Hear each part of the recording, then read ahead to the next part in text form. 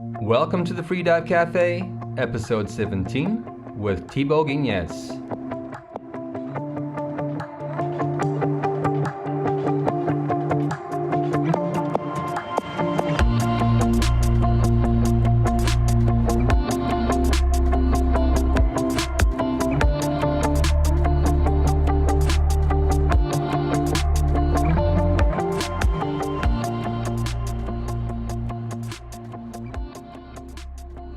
My name is Donny, host of the Freedive Café.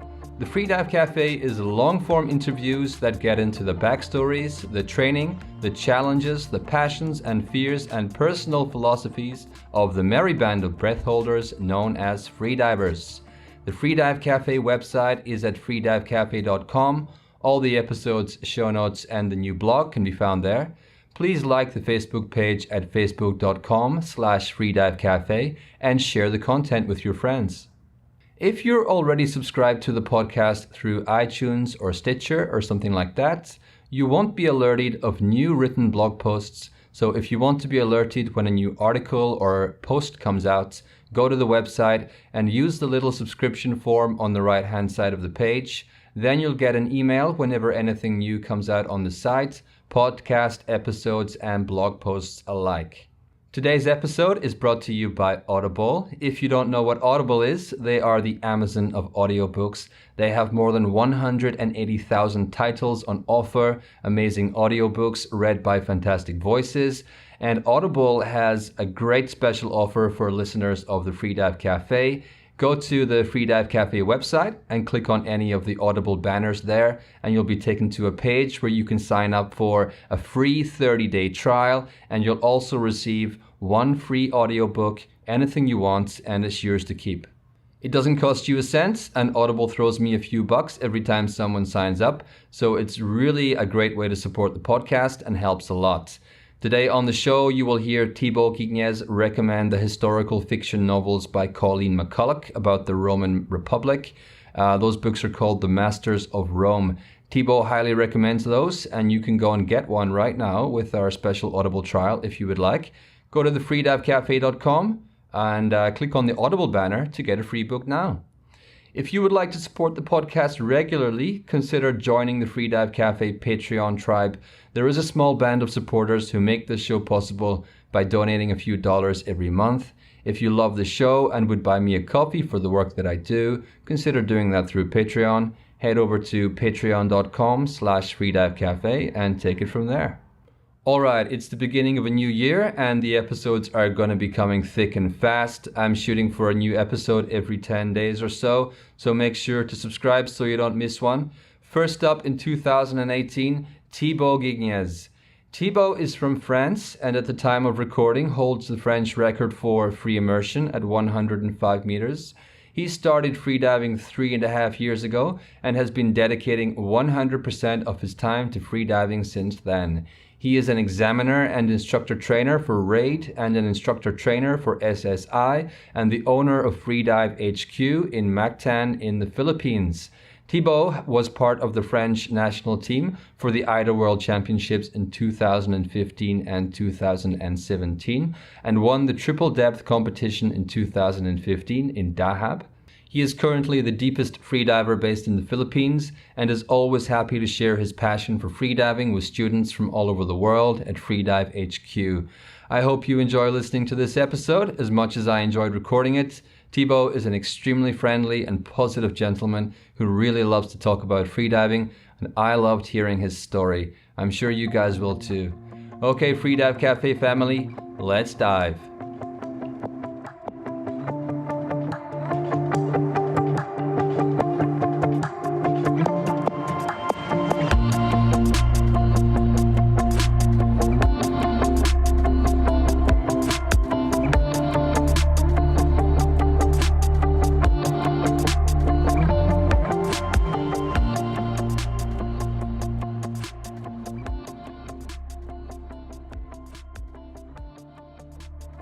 Okay, so first of all, I'd just like to say thank you so much for taking the time out of your busy day, out of your schedule, and talking to myself and telling your story to all the listeners of the Freedive Café. Thank you so much. You're definitely welcome. It's always a pleasure. Like when there are like some initiative like this about talking about freediving, I think it's still too rare. So when there is one, and if I can help or encourage it, I'm always happy to do it. Yeah, I'm really happy that you decided to come on and talk to us. And since I started doing this podcast, the response has been amazing. People are always messaging me like, "When is the next episode coming? I can't wait. I'm having withdrawal symptoms. Please hurry, hurry." So I think there's a real demand for some free diving media that's not just videos on YouTube and things like this. So yeah. Okay, Thibault, how about we start by telling us where are you from? I'm from France and originally from Bordeaux in the southwest.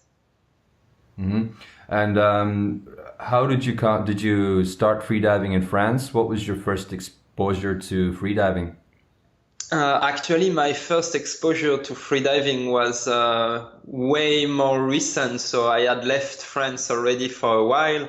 Uh, I spent all my vacation when I was younger in the sea, like at the beach, but never did any freediving or even scuba diving. And I discovered this when I was already a student in college.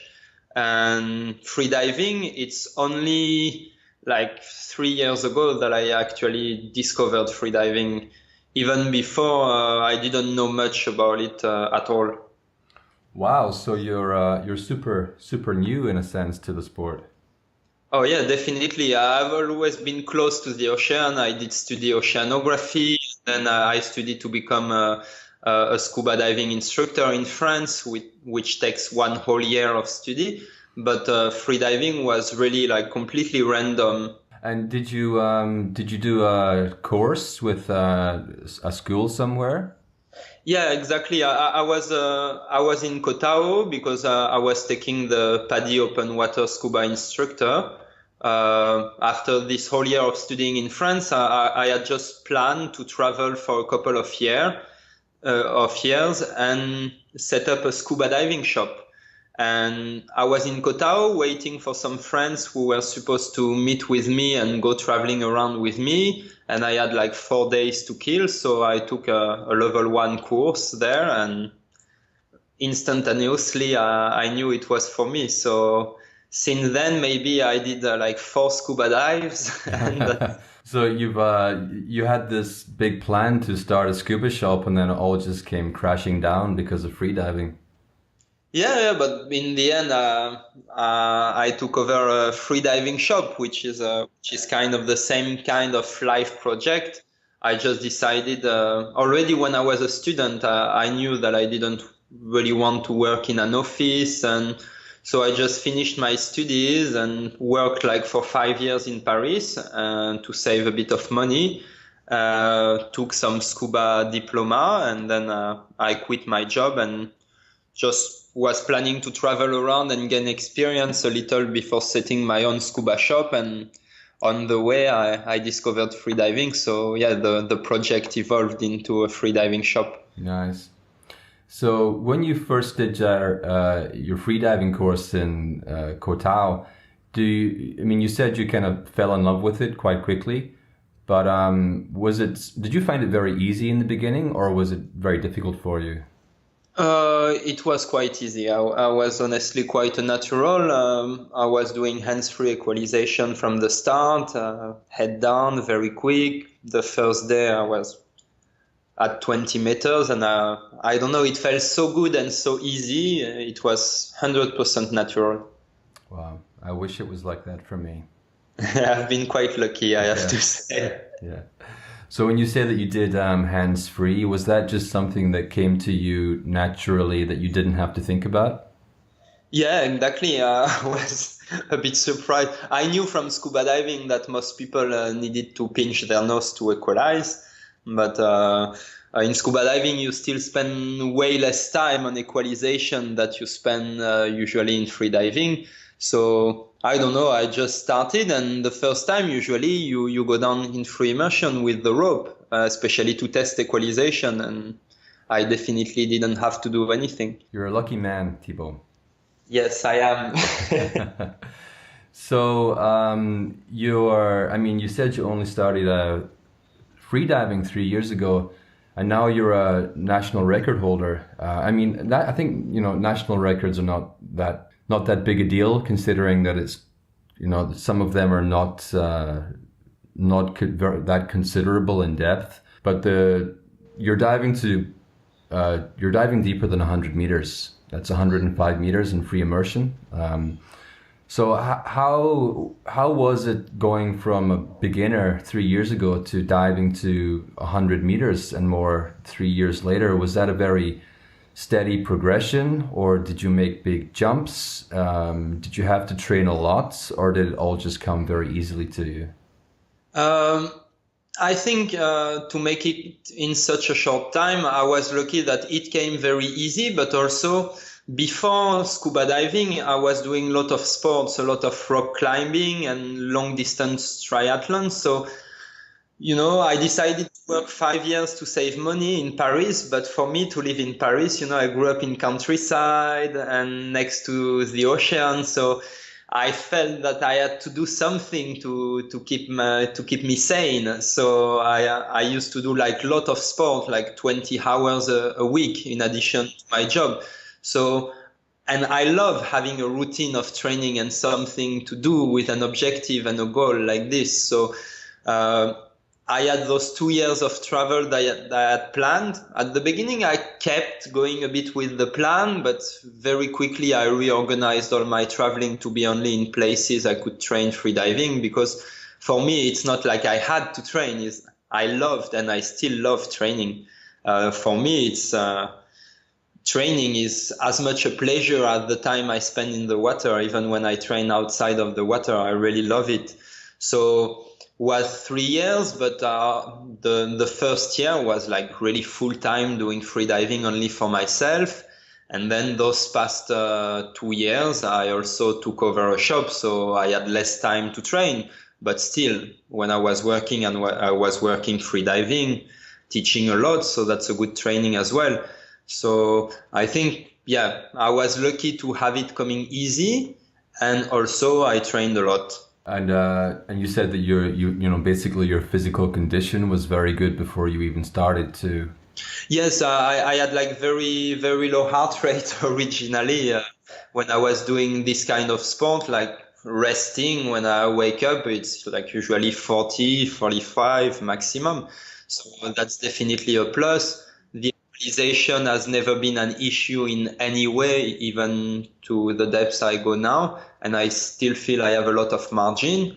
And I think I was lucky enough as well to be quite flexible from the chest at the beginning. And for my size and my build, I have quite big lungs. So I was really lucky, honestly. That's all I can think of, because for me, it's still like really a surprise to be there.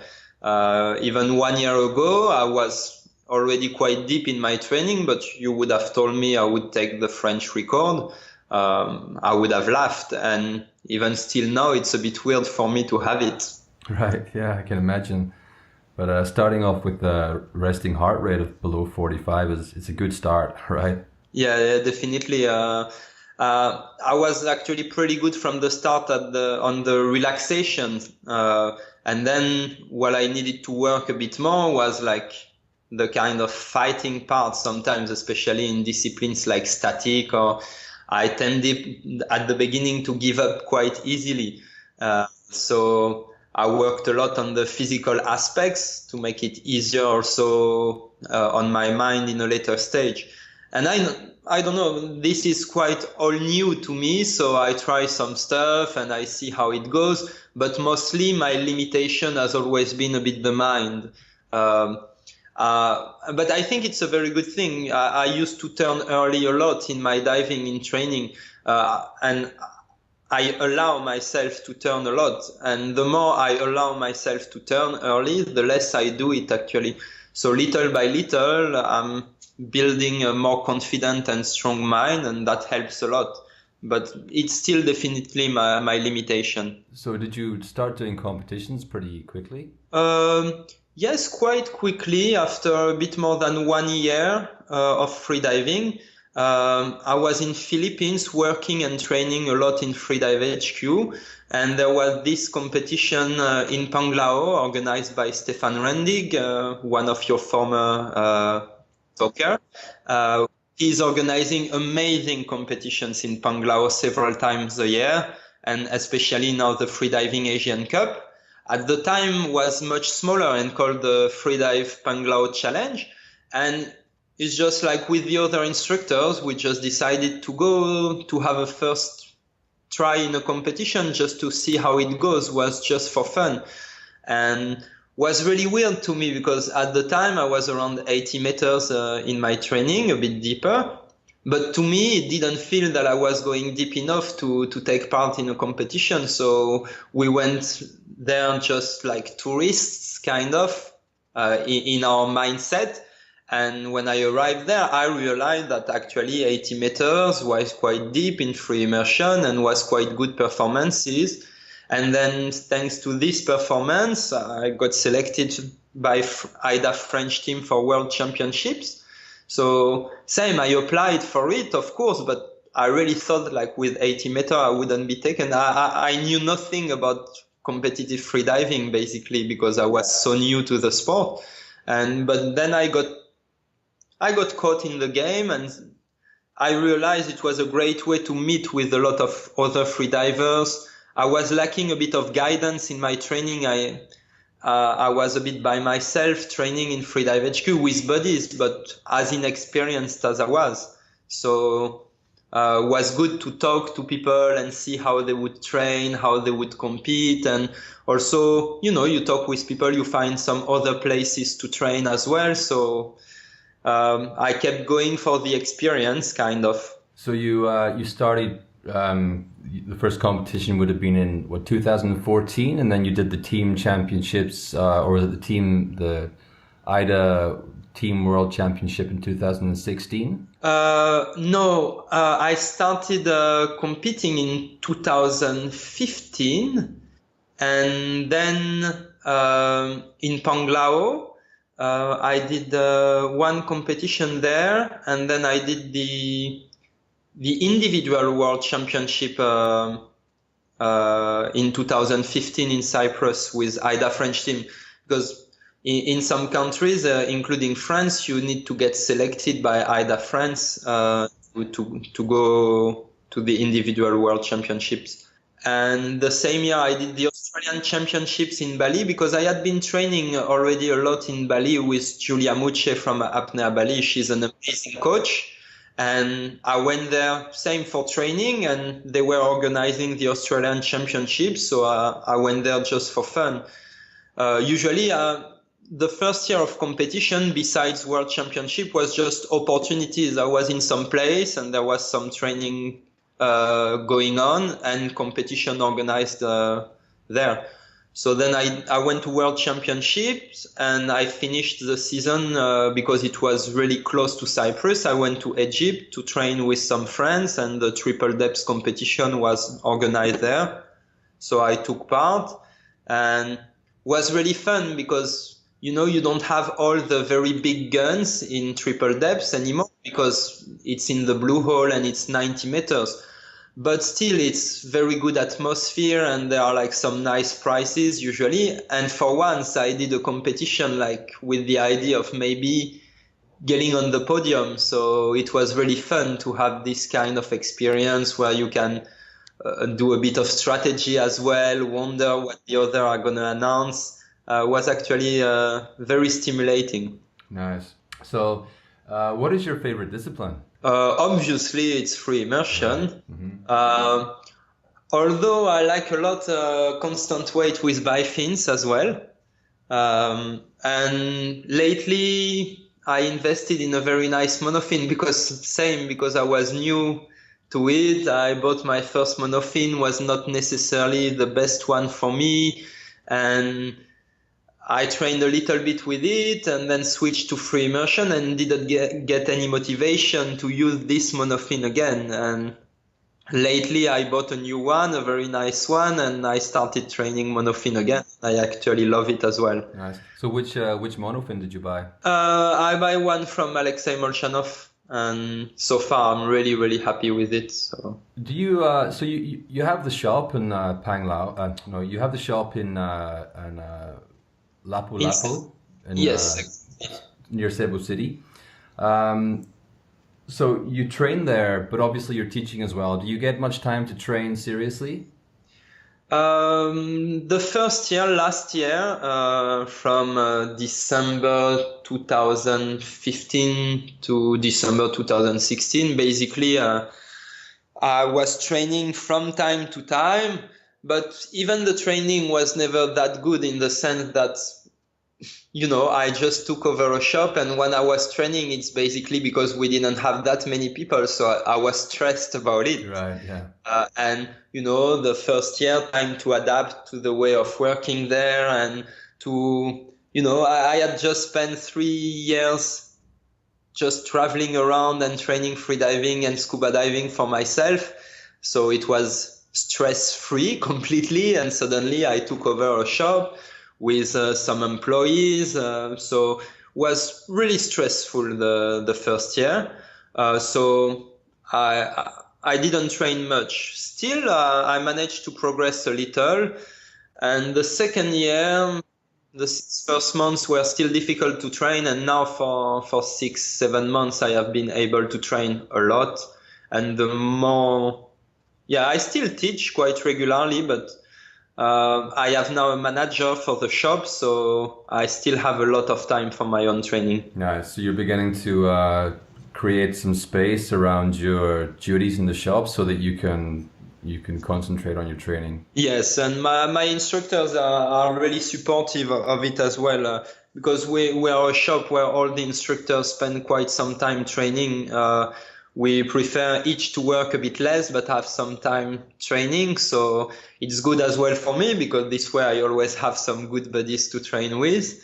And so the instructors are really aware of my desire to train, and they are always trying to arrange it for me, so it's pretty nice atmosphere. Nice. So everybody's supporting each other in their training endeavors. Yeah, exactly. In your training for your diving, you said that you were into sports before you discovered freediving. You kept yourself in pretty good shape. Is there anything that you still do now that's outside of diving that supports your freediving? For example, something like weightlifting or, running or HIIT training, yoga, anything like this that supports your freediving? Yes, there is.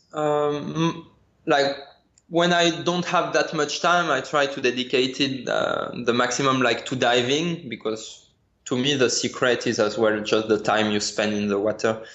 And I'm also aware that I'm quite new to it, and my diving reflex might not be as developed as freedivers that have been freediving for 15 years. So I try to catch up with this adaptation by spending a lot of time in the water, and also because I love it. But I do not much running anymore, and I miss it a little, but I really feel that it was a bit counterproductive in my training. So I do a lot of dry training. I do a few tables and apnea walk tables, that kind of training. I spend a lot of time stretching. So I have periods where I don't have time to train, but for example, now for the past 3 weeks, I really started training a lot again. And I would say I'm doing at least around 1 hour and a half of stretching during the day, different type of stretching. And in addition to this, I do some little exercises of breathing as well, regularly some CO2 tables. I love apnea walks. And lately, it has never been an issue so far in my diving, but I started to do some hypoxic training as well, dry, empty lung static, for example. And same, very recently, I started to do a bit of meditation.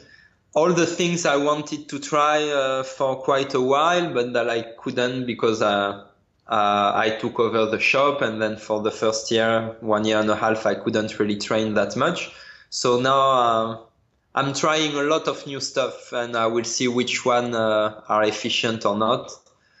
Although it's always a bit hard, because when you try like 10 new things at the same time, to really find out which one is working. Exactly. Yeah. You kind of have to take something on at one thing at a time, and then try it out for an extended period of time, and then try something else. But if you try everything at the same time, you might not be sure which one is having the effect that you're getting, right? But the good thing is, even if my time is not endless, my motivation is endless. So sometimes I have only 3 hours of free time for myself, and I spend the 3 hours training during the day. And those 3 hours, you have time to try a lot of things and to try them all. So it's okay, even if they are not all 100% efficient. Well, that's it. I mean, if you have 10 things that you want to try and you have the time to do them all at the same time, then it doesn't really matter which one is working, as long as something is working, right? Yes, but on the other hand, you could argue that to be optimal, you should identify which one is working, and then take only the one working and add some more which are working. But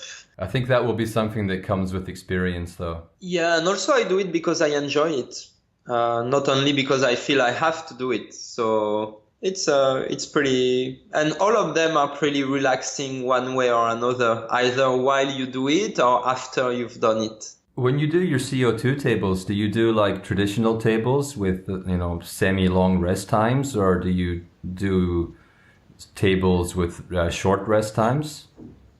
Lately, I do mostly CO2 tables, but in apnea walk, which means I replace the breath hold time by a breath hold while walking. And then I do it like very classical one, where I took like 2 minutes breath hold, I do a certain distance, and then I do 1 minute 45 breathe up, and so on until I reach 15 seconds breathe up, like the very classical one. And then I add some variation more in the way I do it. So in the distance, obviously, little by little, I increase the distance over the long term. But also sometimes I'm going to do the table in FRC. Sometimes I'm going to add a little of packing to stretch a little my rib cage as I do it. It's just, for me, it's way easier when I have a short time to get motivation to do this, because you're actually doing something. And lying down doing a CO2 table, sometimes I get less motivated to do it. Although when I started, I did a lot and was really, really, really useful, because at least when you are lying down, you are focused only on what you feel. And to me, these exercises of dry training tables, they are not only useful to work on specifics, your CO2 or your O2 levels. Of course, that's one of the goals. But to me as well, it's a lot to feel things. Especially when you learn freediving, when you do a session, you go down underwater, and maybe in your session you do 10, 15 breath holds. When you do tables in addition, in 30 minutes, you are going to do like maybe 8, 9, 10 breath holds. And even if you are not in the water and it's not completely similar, you feel a lot of things about your heart rate, about your urge to breathe. So I think it's very interesting to do this, just to feel how your body reacts and to get used to it, and to find out different ways of managing it and handling it. And do you think that through CO2 tolerance training, does your urge to breathe, do your contractions over time, have they come later and later? Or do they come at the same time, but you just handle them differently? To me, in my personal experience, it's definitely both. So can be the tables. I've never trained that much static or dynamic in the water, because I have access to depths here every day, and I prefer to do this. I do sometimes because I like it as well, but mostly I do depths. So all this so probably it comes from the dives and from the tables. And when I started freediving, I think my first contraction when I was doing my first warm-up was coming around 1 minute 20. Now on a normal day, the first contraction comes more around 3 minutes, 30. And also, I handle them differently. Although I always feel, also I see it with my students, there is like this kind of blessed period sometimes when you start, not for everyone, but for a lot of people, where you are able to push a bit more. And now it feels like I do so much depth where it's all about relaxation and letting go, that when I do a breath hold, I feel like, oh, before probably I could have held my contraction longer and push a bit more. Now I'm more into relaxation and letting it go. For sure, my relaxation has increased like crazy, and my urge to breathe come much later. When I do static, usually I get my first contraction around 5 minutes, 30. But then I'm still not doing 7 minutes of static, you see? So. And you said that you do up to an hour and a half of stretching each day. Yeah. We've had other divers on the show say that they think that stretching is a waste of time. There are a lot of really, really deep divers who don't do any stretching. Why is it essential to you, and what do you think the benefits of stretching are? Definitely, I don't do stretching, for example, thinking that it's helping me to go deeper. And for adaptation to pressure, for me, nothing replaces being in the water at depth. So I progressed very steadily in my depths. Maybe before I did a 100-meter dive, I had done close to 100 dives deeper than 80 meters. Because that's how I work. I like to repeat a lot my dives, but we can talk about this a bit later. Regarding the stretching, I do it for relaxation. I feel that stretching gives you a very good proprioception of your body, which means gives you a very good feeling, like you are able to really associate a feeling to a muscle and precisely where it's located. And because when you stretch, you stretch a certain part, you try to feel this part stretching and you focus on it. So you get a way better perception of your body, and it's way easier to feel if you're relaxed or not. So this, for me, is one big part why I do stretching. It's that helps me reaching like very, very good relaxation. But I don't do stretching before a dive, for example. I just stretch every day to gain in flexibility. Then there are a lot of benefits for stretching that are common to many other sports, not only for freediving. Of course, you get a better recovery. You eliminate lactic acid better. You also eliminate parasitic movements. If you take the example of a runner, the more flexible he is, the more he will run along the axis, the vertical axis, and with less parasitic movement, wasting energy on the sides. So it's hard to quantify it for freediving because the effort in going down is not that much. But if you take constant weight in bifins or in monofin, probably on the way up, having a movement very efficient. So now how to quantify it, I'm not sure. But that's definitely a benefit that you get in other sports. So you probably get it in freediving as well. And also I do it because I like it. And definitely when I stretch regularly, I still see a change in my residual volume and in my total lung capacity. I have a spirometer and I use it regularly. There is two factors. The dry training, of course, when you spend tables holding your breath with your lungs full, you actually are doing some stretching. Add some other stretching on it to make everything super flexible, and definitely I see the difference in my residual volume and total lung capacity on the spirometer. After 2 months of hardcore dry training and stretching, usually I gain almost 1 liter on the spirometer. And then if I stop training for a while because I don't have time, over time, in the next 6 months, I'm going to slowly lose it again.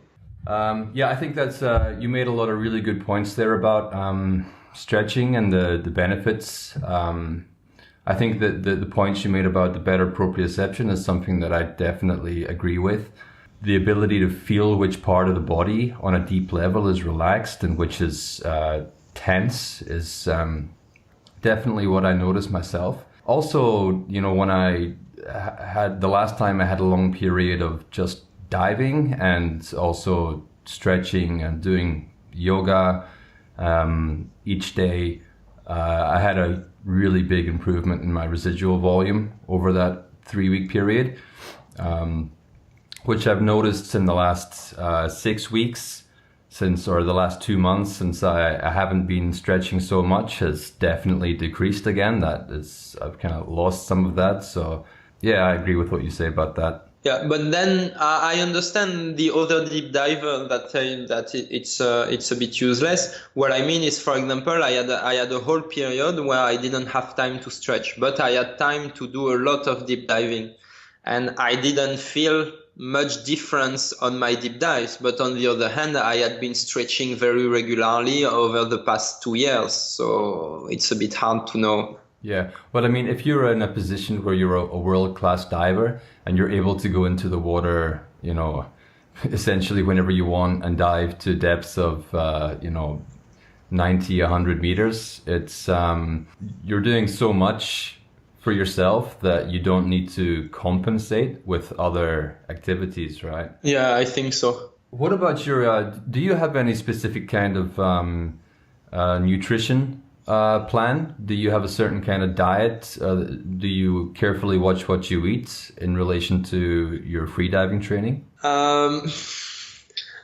If people who know me hear that, they are gonna laugh. I probably have the worst diet ever for a freediver. I'm a big fan of cheese. I'm really not sensitive to what I eat regarding my freediving.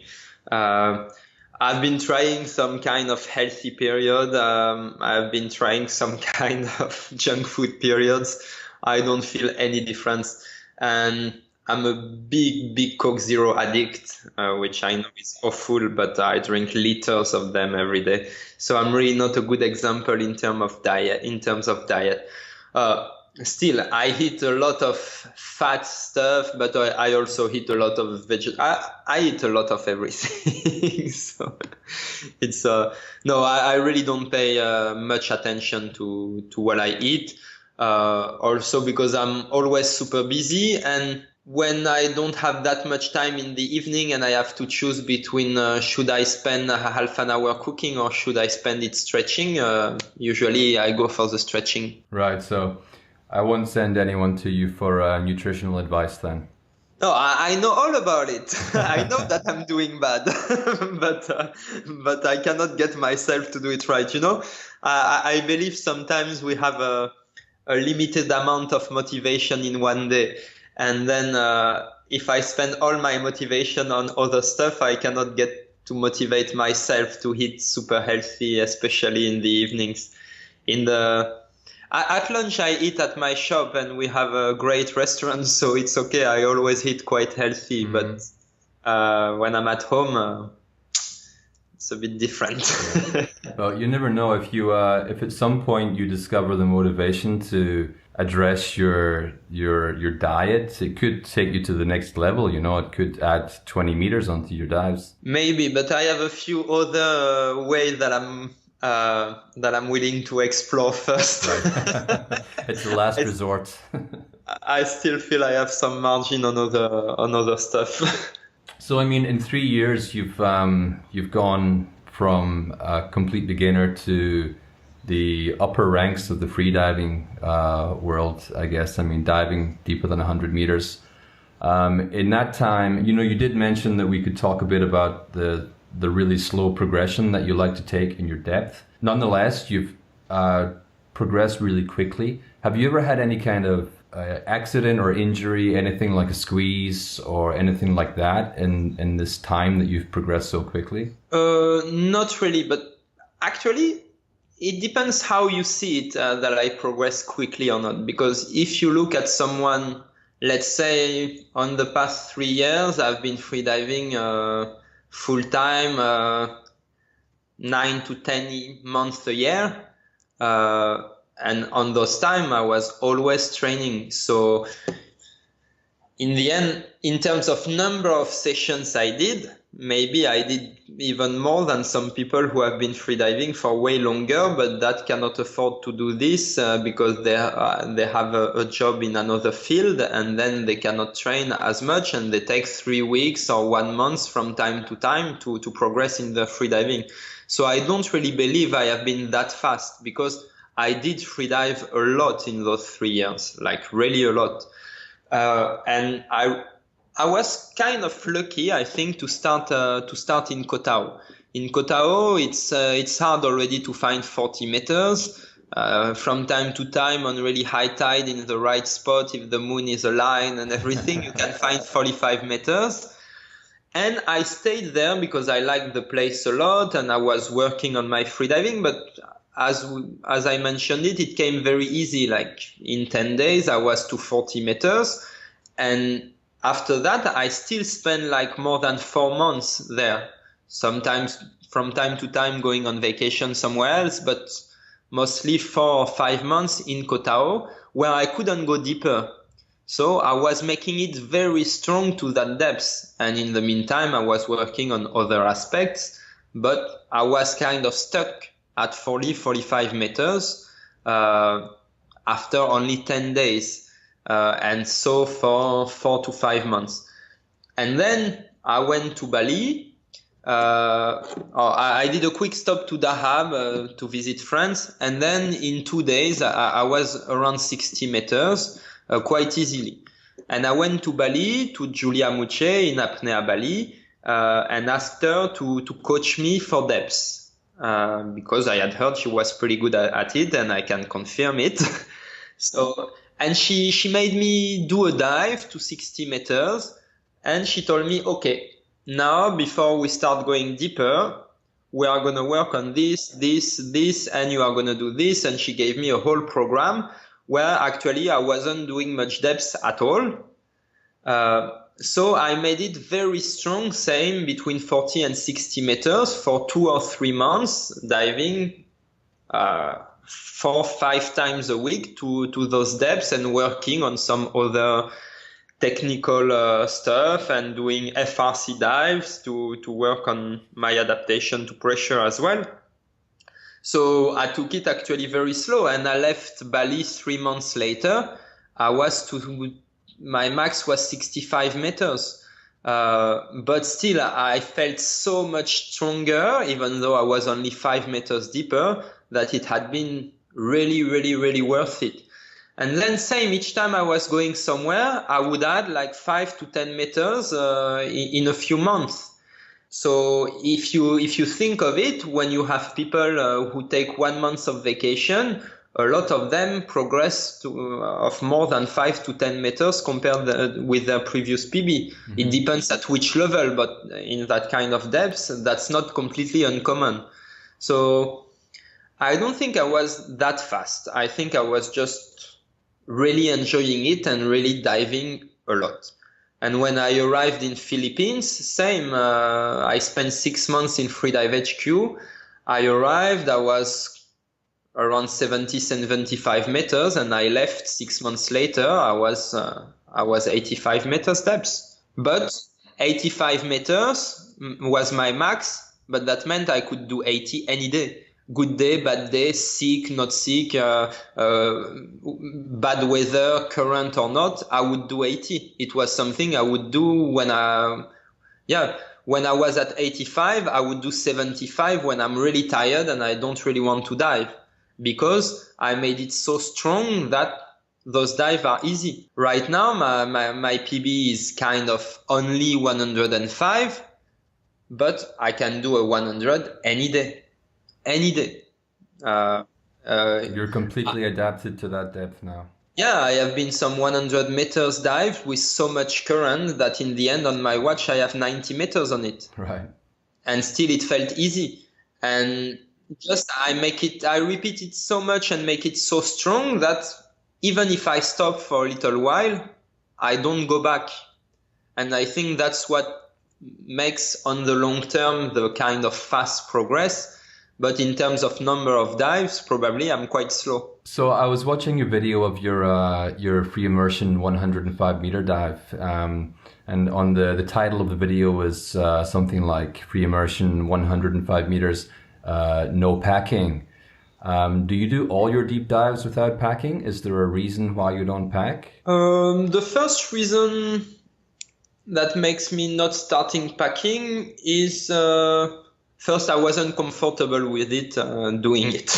I felt like I didn't like it. But then also I spend a lot of time in Freedive HQ with Mike Wells, which is one of the big advocate of no packing. And for good reason, I think. And also at one point I wanted to show it was possible to go quite deep with no packing, because you see a lot of people packing a lot to go to 30 or 40 meters, when I feel they would enjoy their dive so much more without it. And it's not something with a bit of training and the right approach that is necessary to pack at those depths. Also, yeah, I think packing sometimes is a bit a way not to work on what you would need to work actually. Maybe you would need to work more if you need packing to go to 30 or 40 meters. Maybe you need to work more on your relaxation, on your flexibility, and repeat a bit more dives to get flexible enough to go to that depth. Or maybe it's your equalization blocking you, and instead of taking the hard part, perfecting your equalization, you take a bit the easy way of packing to be able to frenzel deeper or take your mouth feel deeper. Although I did all my deep dives so far without packing, because I wanted to show this. That doesn't mean I'm 100% against packing. Anyway, in static and dynamic, to me, it makes completely sense to pack. And in depth, I think that makes sense to pack as well, as far as you do it safely and that you know to exhale on your way up, and not only at the surface, to make sure you don't have lungs overexpansion or squeezed caused by the lung overexpansion and or in your trachea. Then I think packing kind of makes sense. You take more oxygen, you take more air to equalize, you can take your mouth feel deeper. So why not? And I've been making some tries at packing on some deep dives as well in training. And I think it's something you don't really need unless you go very deep. And there are some more important and better way to progress before using packing. Yeah, so I guess, there is some value in packing under certain circumstances, but if you're using it as a substitute for working on your residual volume or your relaxation and things like this, then that's probably not the best road to go down. Yeah. And right now, for example, I have the next 6-7 months without doing any competition in winter, but I'm lucky enough to be in Philippines, so I will be able to train a lot on 6-7 months. And I've been starting already training this past 3 weeks, and I've done some new tries with packing, and it's really, really promising. Now I think I've made my point, and I still dive. I take more pleasure so far without packing for the same depths. But I'm willing to try it as well to see if it brings me way deeper, like every other athletes I've been talking about and who is doing packing told me it would bring me way deeper. So you were at the AIDA World Championships this year in Roatan. How was your overall experience of the competition? The overall experience was so for me. Not that bad, but not that good either. What I really like the organization was really, really nice, and the place was amazing. We had good conditions for the dives. I was there with a lot of friends, and I had an amazing time. Now for the dives, of course, I've been a bit disappointed on the result of my free immersion dive. An incident occurred just before my dive, and I just felt that I didn't have a really fair start in this dive. So you are disqualified for blacking out on your 105-meter free immersion attempt. Yeah, Why don't exactly. you tell us what happened there exactly? I don't really want to. Yeah, just the facts is just before I left, another diver on the platform just in front of mine. You have to know that the setup, you had like 10-15 meters between the platforms, so you are really close to the other diver. And one of the diver blacked out at 30 meters on the line next to mine just when I was preparing for my dive. And of course, it's a big incident, a blackout to 30 meters with a squeeze. So you had a lot of noise around and people screaming from one platform to the other. And I think this you can grasp it quite well on the dive video. And I wasn't even able to hear the countdown. The first thing I heard was like 30 seconds, so it was a bit unsettling. And like just going down when you don't even know if the person who is on the other platform is okay was a bit stressful. So was what happened, and in the end I did quite some stress, and I was a bit disappointed to do like my first blackout ever in live in front of my family and my friends watching, especially on a dive that I had done many times and which is usually quite easy for me. I really felt that at that point the organization should have stopped the competition for 10 or 15 minutes just so that things calm down and that we can all have a fair start. But it's done, and it actually gave me a lot of motivation to train even some more. So it's okay. And then I did a nice dive in constant weight by fins in the next day, so was quite okay. But yeah, overall I'm a bit disappointed with what happened. But it's just motivation to do better next time. Right, but the conditions were just absolutely terrible for you in that circumstance. I mean, it's a perfect storm, really, isn't it? Like in a situation where you need to be as composed and relaxed as possible, and something like that is happening so close to you, it's not ideal. I mean, it's just I had already enough pressure on my plate, because actually when I went, I was going for a vice world champion title, because already some of the 4 announcement and 2 other divers had been disqualified, so that was already a lot of pressure for someone who is not that experienced in competition as I am. And this on top of it was a bit hard, but can happen. So I mean, there was a lot of controversy this year about the competition, the number of blackouts and otherwise failed dives. Do you think there's a problem in the competitive freediving culture of pushing too hard, or do you think that the problem lies with the AIDA rules, and what can be done to address that? I don't know about the AIDA rules, because for sure they don't encourage pushing too much or anything. And same, I'm quite new to the sport, so I don't know that many top athletes and how they train, and if what they announce is conservative or not. I have no idea. What I know is, yes, sometimes I see things in competition where people are allowed to do some announcement when they have been squeezing or blacking out regularly over the past weeks, over the past couple of weeks before the competition. And I feel we always talk about how we need to be responsible and not to do that kind of announcement. Everyone is witness of it, from sometimes even from the judge or organization, and they still don't feel like they need to say anything to those athletes, maybe because they are top athletes, and I don't know. I don't know why. I know that if one day it's not in my immediate plans, but if one day I organize a competition and I see something happening in the training in the 10 days before the competition, like people squeezing and blacking out but still announcing the same depths, I mean, I feel that as an organizer, for their own safety, I can tell them not to dive, you know?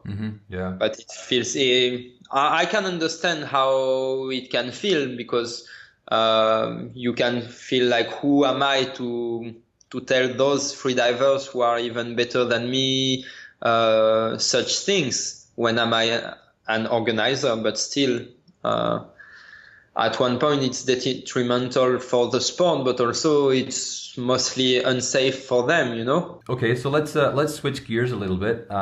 You're the owner and manager of Freedive HQ in the Philippines. Can you tell us about your shop and the facilities there? Yes, so Freedive HQ has been founded 5 years ago, and I took over only 2 years ago from Mike Wells, who founded the shop and developed it. Now we are located in Mactan, Cebu, very close to the airport, and just next by the sea. We have our own beach and on boat, so it's pretty nice setup to dive. We have 4 instructors working full time here in addition to myself. We also have a yoga teacher giving 4 free yoga classes every week for people training with us, and we give quite a good number of courses. But so we like to see ourselves a bit like as a training center. We have quite a few people coming just to train on the long term for 1 or several months. On Mactan, besides freediving, there is not that much to do. So it's definitely the good place if you want to be 100% dedicated to your training. But it's always good because there is a good atmosphere with a lot of freedivers with different backgrounds, beginners to professional freedivers meeting there. And it's pretty good to have this crowd around. Right. And you say that you have the beach and the boat out front. So do you take the boat out and do drift dives, or do you take the boat out and anchor somewhere? No, we definitely do drift dives for 2 reasons. The first reason is that already 150 meters from shore, we have almost 300 meters depth. So anchoring the boat each time would be a bit of a pain in the ass. But also we are in a channel, very large channel, but still in a channel. So depending on the tide, there are currents, and by doing the drift diving, we get rid of this issue. As the whole, usually the current is quite nice on the whole water. So you drift with the line and the bottom plate and the buoy at the same rhythm, and you don't feel the current at all. And it's not a big drift, like maybe on 1 hour and a half, we are going to drift, depending on the day, from nothing to, on the big tides, if there is a lot of current, like 4 kilometers maximum. And the boats follow us during the drift, just nearby. And this way, as soon as we need either to end the session or if we had an issue, the boat is there.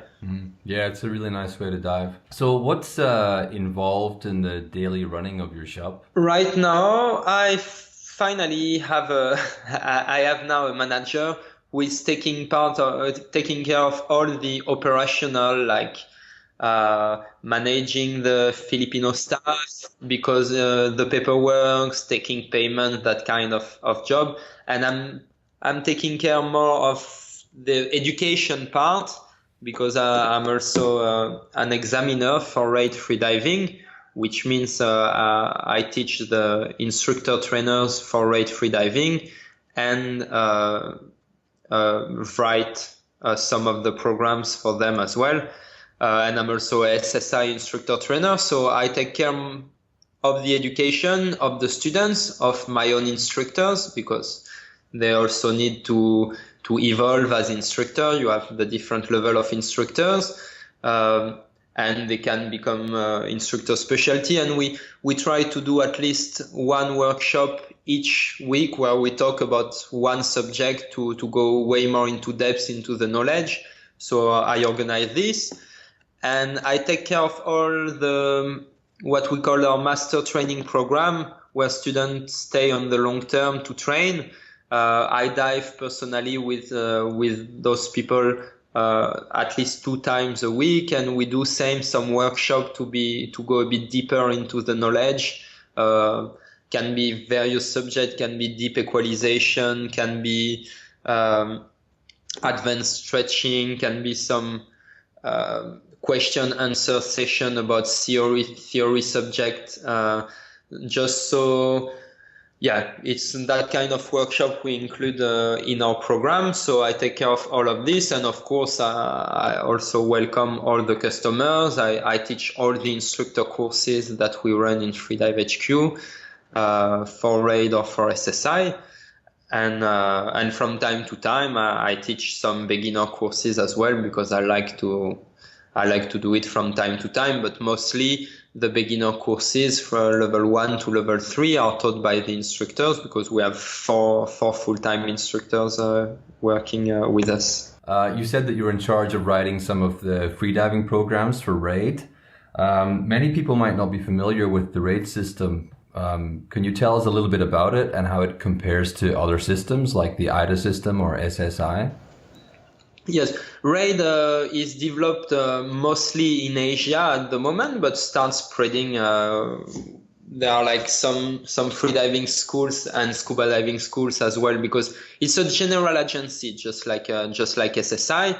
It was actually created in 2007 originally for making rebreather used for recreational diving. So RAID actually means Rebreather Association International Divers.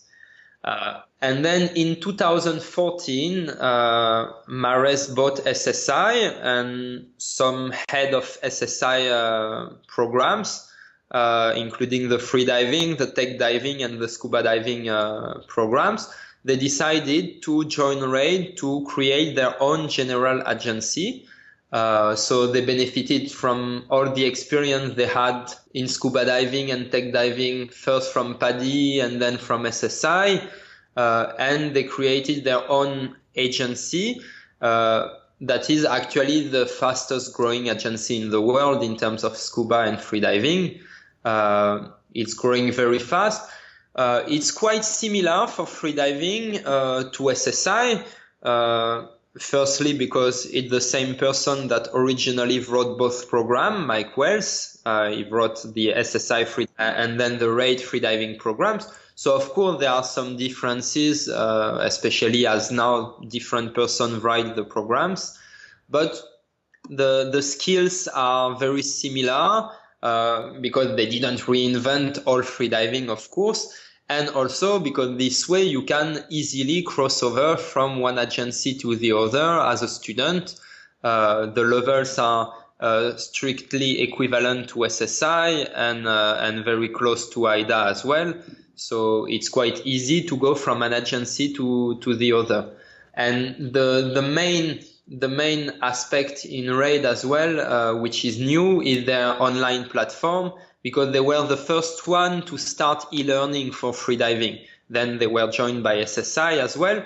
But RAID goes even further into the concept, because all the paperwork, the medical, is also online. So actually it's super environmental friendly on this, but also it's very, very convenient for the students and for the instructors and the shop. The skills are signed off online. You don't have training records anymore that you can lose or that you have to keep for 7 years. Everything is safe on very, very secured servers. It's really a very nice system in this regard. Recently, the government of the Philippines was campaigning to make the Philippines the freediving capital of Asia. And I know you were part of that campaign as well. Where are the best places to dive in the Philippines? Apart from your own place, of course.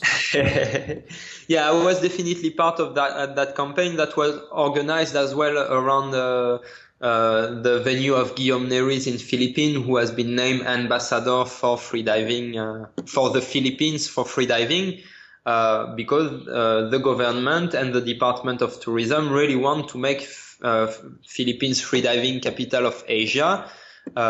And it definitely deserves it because the conditions are really awesome in many, many places. So you have a lot of very nice places to freedive, either if you want to train or if you want to see marine life as well.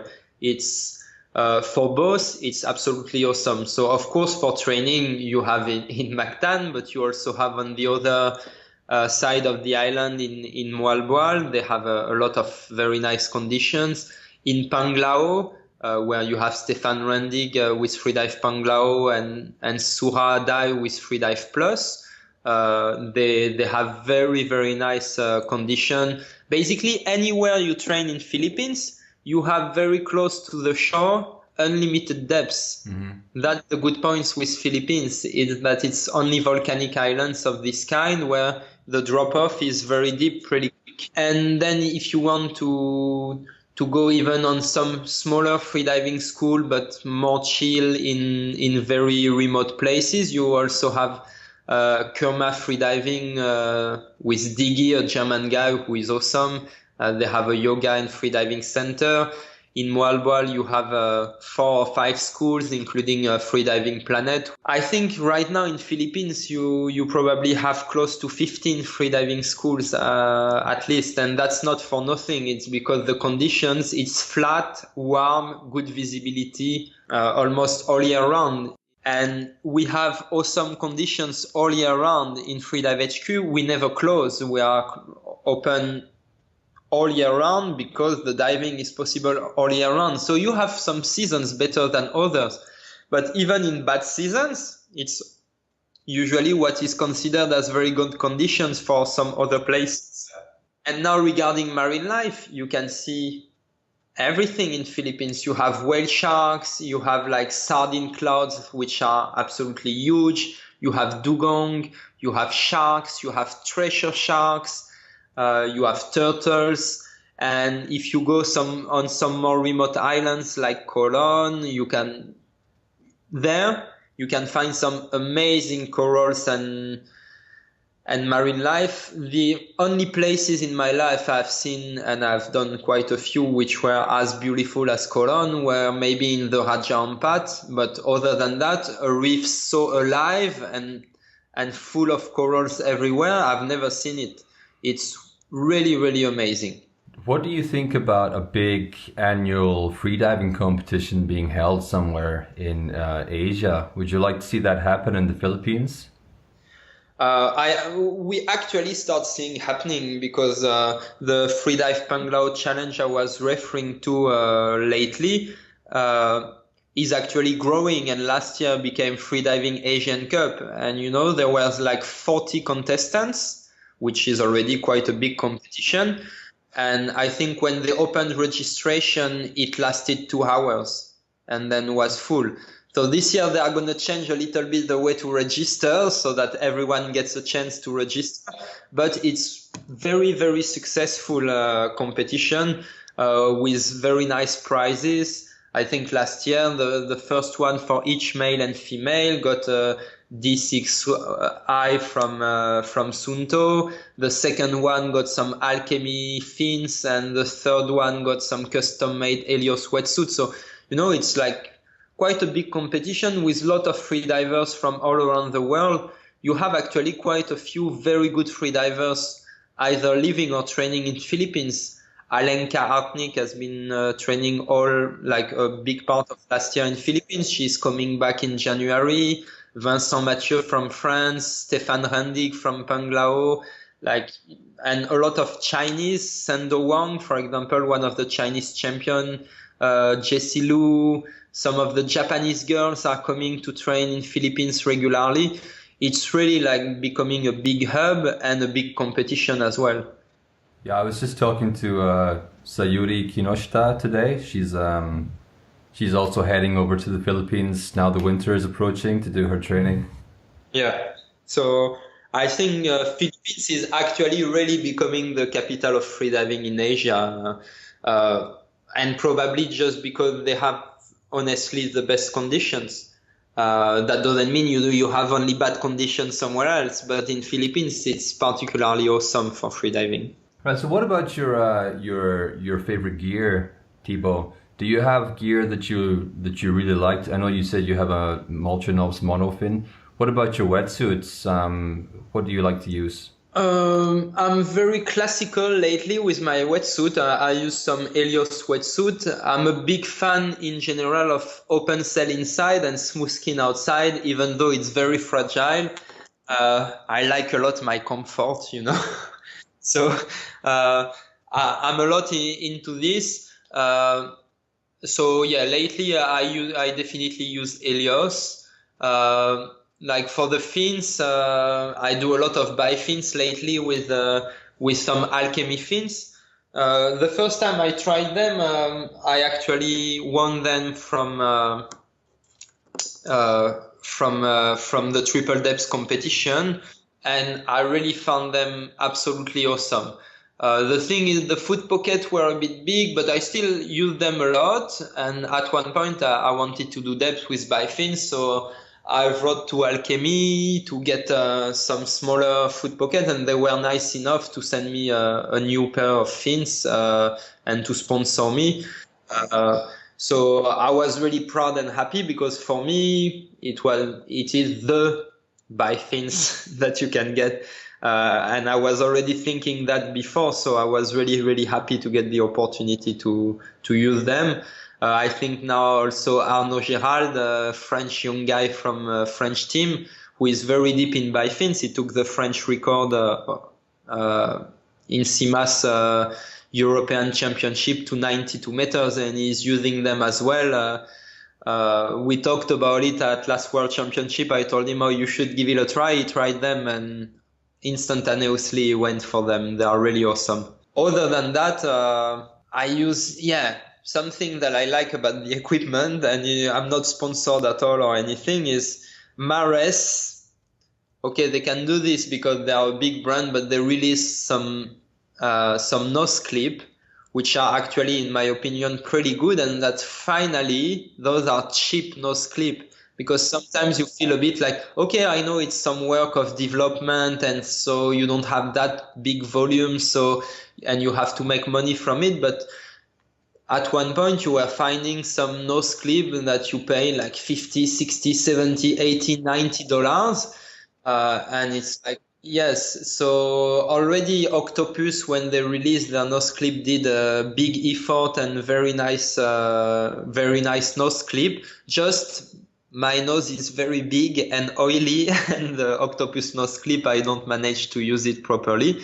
So I actually use the Mares one, and what I like is that they are very cheap. They cost like $12, and they are actually very nice. So I suggest for people who haven't yet tried it to give it a try. They are very nice and super cheap, and I hope that the involvement of some big brands in freediving, like a bit more serious, will lead to have the equipment price going a bit down as well. That means more freediver. That doesn't mean necessarily people making equipment will get less money, because that means more freediver and more selling of equipment as well. So I think as the market will grow, we will get more and more affordable equipment. So when you finally get some free time for yourself and it doesn't involve diving, what do you like to do? The thing is, over these past 2 or 3 years, when I get sometimes myself, I take it to go and do a competition or to train. So I can tell you a bit what I used to do before, or what I do when I really cannot train for one reason or another. But I play some piano. I like to read a lot as well, and I'm a big movie watcher. And of course, when I have the opportunity, when I go back to France, I obviously cannot dive when I go back to meet my family, because Atlantic Ocean for freedive is not the best place, or when I go to Paris. But I like when I go back to France to do some rock climbing again. I miss it a little. But it's always a bit of a heartbreak because I love so much freediving that I always choose it over everything else. But sometimes I still miss running a lot or rock climbing a lot. But yeah, if I have to make a choice, I'll go for freediving. So you said that you really like to read. Do you have a book or an author that you would like to recommend to the listeners? Oh my God, pressure. Yeah, I know. This is one of the standard questions. You should always prepare for this one, I think. Yeah, and I didn't prepare at all for this one. Just anything off the top of your head. Like I'm a big fan of historic novel, like those kind of books that are related things that's really happened and with a lot of details, but still making a bit of life into the characters to make them so that you can really get into it. And this, I could spend hours reading that kind of book because I feel that I'm learning a lot of things, and I'm actually learning a lot of things. But on the other hand, it's really stimulating the way it's written. So lately, I've been reading a lot of books like this, and I have also. She's actually from Belgium, but she writes in French. One of my favorite authors is a girl named Amélie Nothomb, which writes very short book, but I don't know how we could say, like the style is very pure, but full, like each sentence is full of meaning and quite funny. And she always has those very crazy characters. This one I would really recommend. Okay, so Amélie Nothomb. Yeah.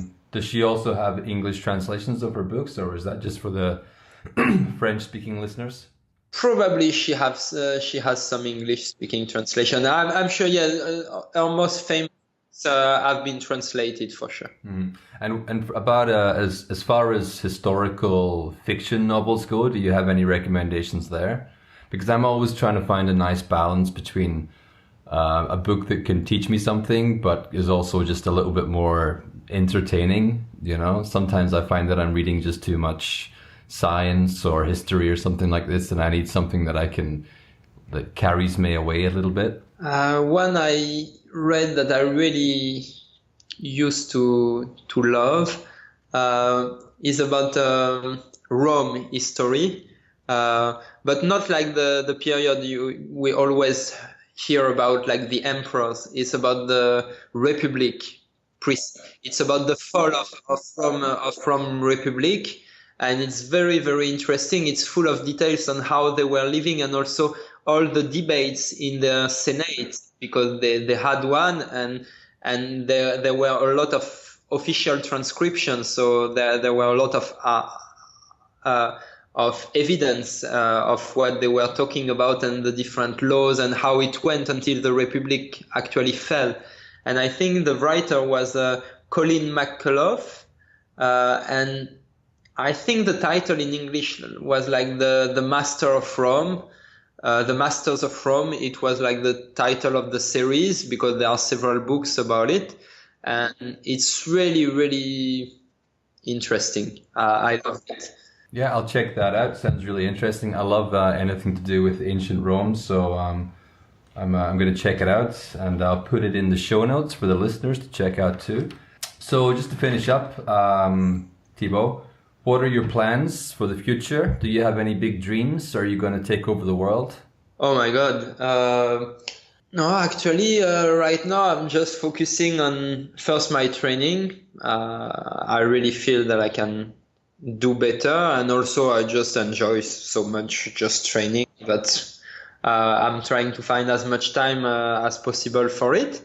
And just getting my shop running nicely. We are always improving, building some new accommodation, improving the menu in the restaurant, and making the beach nicer, and getting some more education tool to teach better. That kind of things is actually really time consuming. So if I can just keep going the way it has been going for the past few months, I will be the happiest in the world. Nice. So it sounds like you're just in exactly the place you want to be right now. At the moment, it's a bit like how I feel. It took a bit of time after I took over the shop, but right now I really feel happy where I am, and I really can practice freediving, which is for me really a passion. So that's all good. Yeah, I'm really happy for you, and I'd love to come and visit you at some point. I'm quite close here in Taiwan, so if I get a few days off at some point, I hope to come and check out your shop. Yeah, it will be my pleasure. Yeah, you're pretty close from Taiwan. That's the good thing with Philippines. It's very central for Asia as well, close to China, Korea, Taiwan, Vietnam, Thailand, even Indonesia is not that far. It's really cool. Okay, Thibault, it's been a real pleasure talking to you. It's been super interesting. Really great to hear your story.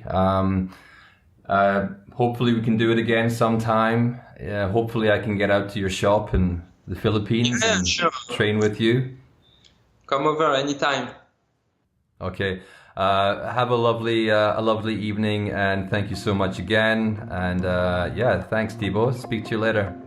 Thank you. Have a good night.